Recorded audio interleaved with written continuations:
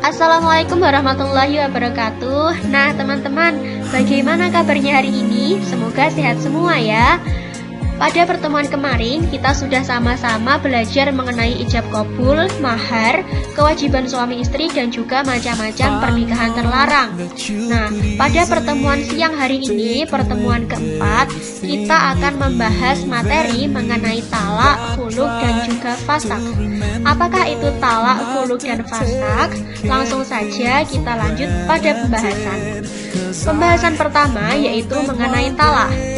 Talak yaitu melepaskan tali ikatan nikah dari pihak suami dengan menggunakan lafal talak atau yang semacam dengannya. Talak merupakan perbuatan yang halal namun sangat dibenci oleh Allah Subhanahu wa taala. Hal ini sebagaimana yang terdapat dalam hadis riwayat Abu Dawud dan Al-Hakim, abghadul halal ilallahi azza wa jalla at-talaq. Di antara hal-hal yang halal namun dibenci oleh Allah adalah talak. Adapun macam-macam dari talak, talak dapat ditinjau dari berbagai segi. Yang pertama yaitu dari proses menjatuhkan, dari segi jumlahnya, dari segi keadaan istri, dari segi kebolehan rujuk, dan juga dari cara menjatuhkannya. Yang pertama yaitu dari proses menjatuhkannya. Talak dari proses menjatuhkannya dibagi menjadi tiga, yaitu dengan ucapan, dengan tulisan, dan juga dengan isyarat. Talak dengan ucapan dibagi lagi menjadi dua, yaitu sharih atau tegas dan juga kinayah atau sindiran.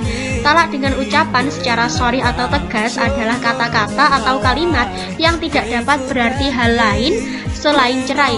Misalnya, seorang suami berkata kepada istri, "Engkau aku cerai." Maka dengan kalimat ini sudah jelas bahwasannya yang dimaksudkan oleh sang suami adalah menceraikan istrinya. Sedangkan talak dengan ucapan secara kinayah atau sindiran adalah kata-kata atau kalimat yang dapat berarti cerai dan dapat pula berarti hal lain. Misalnya, seorang suami berkata kepada istrinya, "Pulanglah ke rumah orang tuamu." Maka kalimat suami yang demikian ini tadi dapat bermakna cerai, dapat juga bermakna hal lain selain cerai. Maka nanti tinggal ditanyakan kepada suami, apakah niatan dari sang suami ketika mengucapkan hal yang demikian tadi. Apakah dengan hal yang demikian tadi sang suami berniat menceraikan istri ataukah tidak. Kemudian selanjutnya dari proses menjatuhkannya, talak dapat dijatuhkan dengan tulisan. Talak dengan tulisan ini dapat dijatuhkan sekalipun suami dapat berbicara. Sebagaimana talak dengan ucapan, talak dengan tulisan juga ada yang tegas dan juga ada yang tidak tegas, sehingga kembali lagi memerlukan adanya niat dari sang suami. Yang ketiga yaitu dari proses menjatuhkannya dilakukan dengan isyarat. Nah, talak dengan isyarat ini hanya berlaku bagi orang-orang yang memang tidak dapat berbicara maupun menulis. Berikutnya, dari segi jumlahnya, talak dibagi menjadi tiga, yaitu talak 1, talak 2, dan juga talak 3. Talak 1 adalah talak yang pertama kali dijatuhkan suami kepada istrinya hanya dengan satu talak. Kemudian talak 2 adalah talak yang dijatuhkan suami kepada istrinya untuk yang kedua kalinya atau untuk yang pertama kali tapi dengan dua talak sekaligus. Sedangkan talak 3 adalah talak yang dijatuhkan suami kepada istrinya untuk yang ketiga kali atau pertama kali akan tetapi dengan 3 talak sekaligus. Misalnya, Pak Bejo dan juga Bu Siti adalah sepasang suami istri. Kemudian, karena adanya suatu persoalan tertentu yang memang sudah memuncak, akhirnya Pak Bejo mengatakan kepada Bu Siti, "Engkau aku talak 1 kali." Maka dengan demikian telah jatuh talak 1. Kemudian di tengah-tengah masa iddah Bu Siti, Pak Bejo mengatakan lagi, "Engkau aku talak" kepada Bu Siti. Maka dengan demikian jatuhlah talak 2 Pak Bejo kepada Bu Siti. Kemudian Pak Bejo mengatakan lagi, "Engkau aku talak" untuk yang ketiga kalinya. Maka jatuhlah talak 3 dari Pak Bejo kepada Bu Siti. Atau juga misalnya dalam pertengkaran tersebut Pak Bejo langsung mengatakan kepada Bu Siti, "Engkau aku talak, engkau aku talak, engkau aku talak" sebanyak 3 kali. Yang memang dimaksudkan Pak Bejo bukan untuk mempertegas kalimat yang pertama, akan tetapi memang untuk menjatuhkan talak yang kedua dan ketiga. Sehingga dengan demikian jatuhlah talak 3 dari Pak Bejo kepada Bu Siti.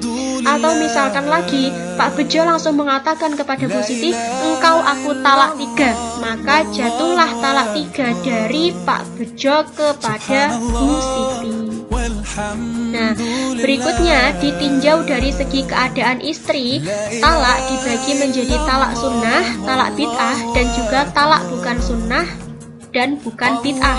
Talak sunnah adalah talak yang dijatuhkan kepada istri yang pernah dicampuri ketika ia dalam keadaan suci dan pada waktu suci belum dicampuri, atau juga dalam keadaan hamil yang sudah jelas hamilnya.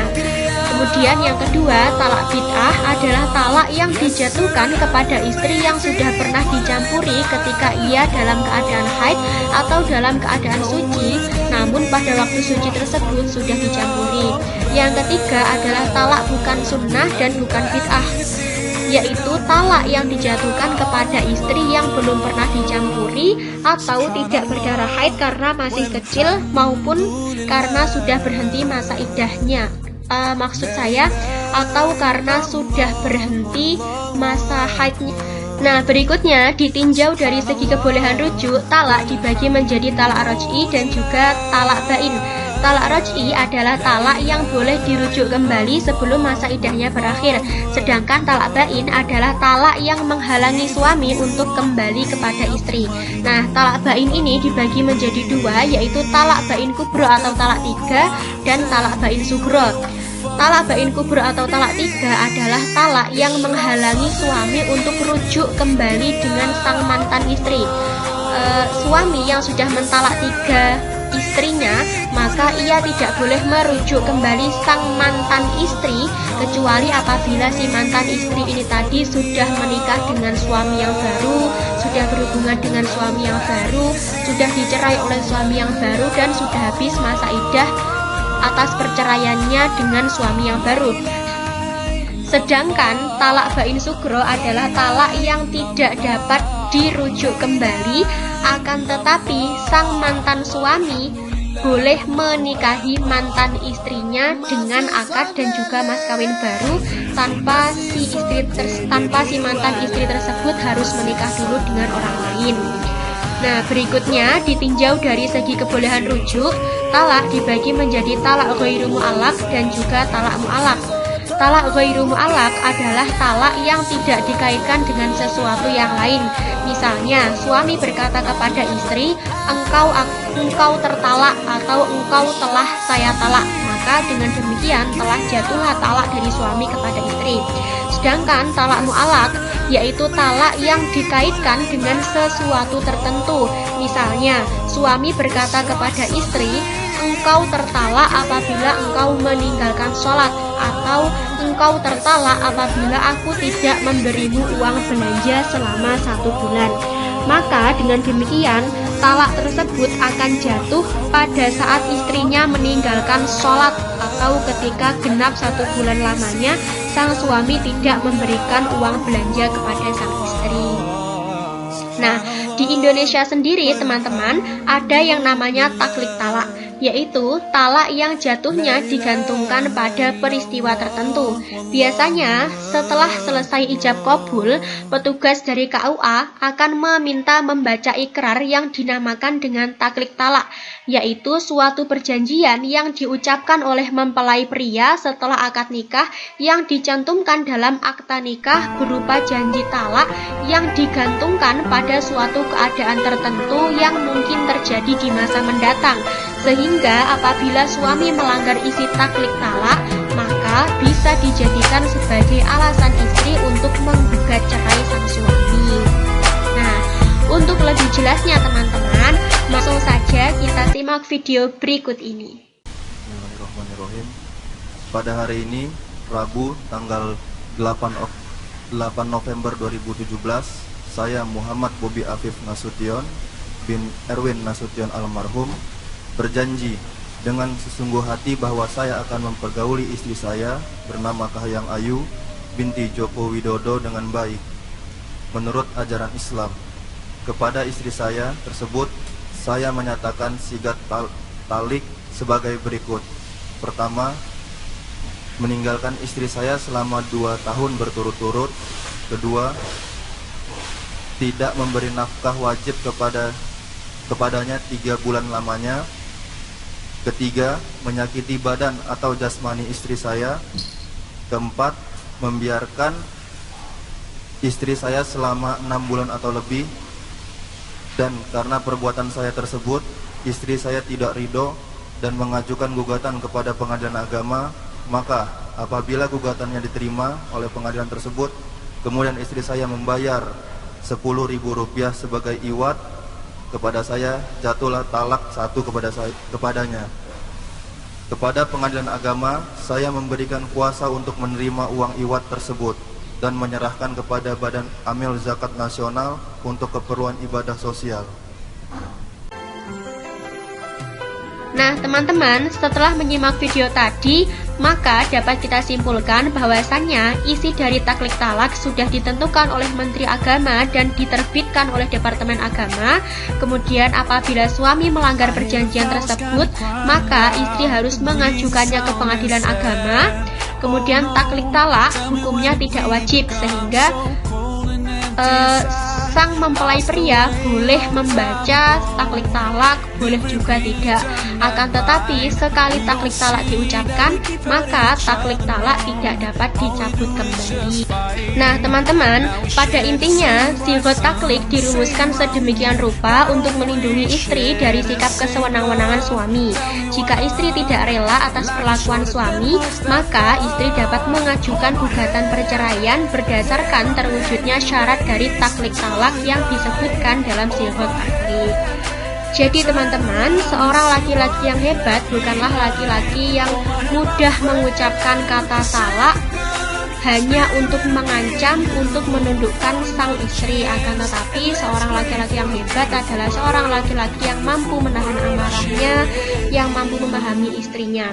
Karena ketika seorang perempuan mengatakan kata cerai, maka sebenarnya yang dimaksudkan adalah yuk kita melakukan perubahan, ayo kita melakukan perubahan dalam hubungan ini. Sehingga bagi para laki-laki harus pintar-pintar memahami maksud dari kelembutan hati sang perempuan atau sang istri. Nah, lanjut pada pembahasan selanjutnya, yaitu perihal khulu. Khulu adalah perceraian yang timbul karena kemauan istri dengan mengembalikan mahar kepada suami. Adapun sebab dibolehkannya khulu, yaitu yang pertama, apabila dikhawatirkan suami istri tidak dapat menjalankan secara ma'ruf.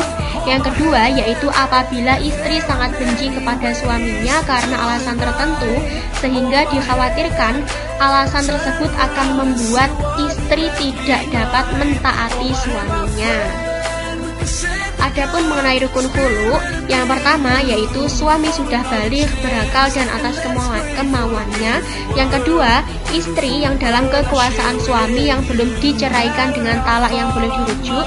Yang ketiga, ucapan yang menunjukkan khulu. Yang keempat, tebusan, yaitu sesuatu yang boleh dijadikan mahar. Dan yang kelima, orang yang membayar belum menggunakan hartanya, baik istri maupun orang lain. Nah, berbeda dengan talak tadi, khulu adalah permintaan dari istri, sehingga ketika seorang suami sudah mengiyakan permintaan khulu dari sang istri, maka suami tersebut tidak dapat merujuk kembali mantan istrinya.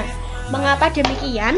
Hal ini karena perpisahan tersebut adalah sudah permintaan dari sang istri yang memang ingin dipisahkan dari sang suami. Adapun mengenai ucapan khulu, khulu dapat diucapkan dengan menggunakan kata khulu dan juga dapat menggunakan kata talak. Misalnya, seorang istri berkata kepada suami, "Ceraikan aku." Kemudian suami mengatakan, "Ya." Ketika sang suami hanya mengatakan ya, maka hal ini sama artinya dengan kinayah. Dapat berarti jatuh talak, dapat juga tidak.